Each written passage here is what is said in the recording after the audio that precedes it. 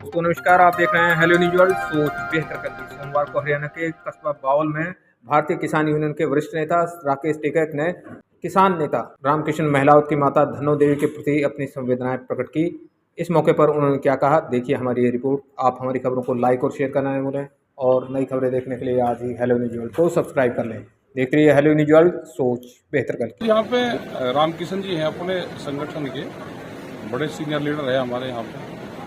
उनकी mother expire हुई तो उनके उसमें आए, उनके परिवार से मिले।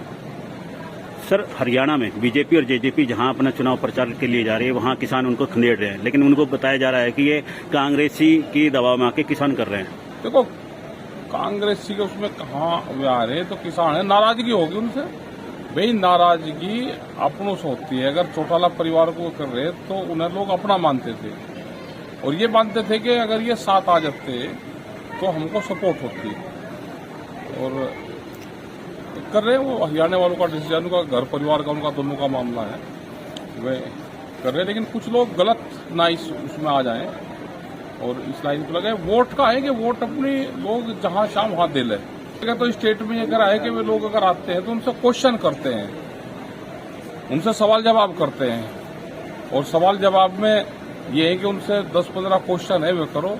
एमएसपी पे क्या हो गया, स्वामीनाथन कमेटी पे क्या हो गया, जब दिल्ली आंदोलन चला तो आपने उसमें क्या करा, तो बहुत से क्वेश्चन है। आगे क्या प्लान है, तो क्वेश्चनों की झड़ी लगानी चाहिए, चाहे वो सत्ता पक्ष का हो या विपक्ष का हो। जो भी चुनाव लड़ रहा है उससे जनता क्वेश्चन करे, क्योंकि ये अब आगे, अब की बार गए फिर पता नहीं कितने साल में आएंगे। चुनाव के टाइम पे ही नेता मिलता है।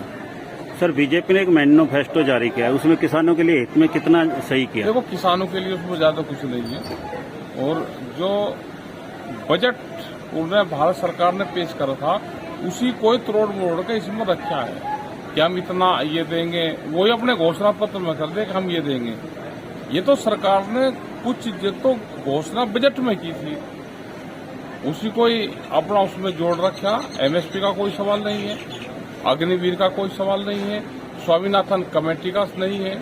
बहुत से स्टेटों में बिजली फ्री है, वहां नहीं है। छत्तीसगढ़ में ये एमएसपी से ज्यादा पे खरीद कर रहे हैं, तो क्या पूरे देश में नहीं होना चाहिए? क्या छत्तीसगढ़ में कांग्रेस और आपस के कंपटीशन में करा?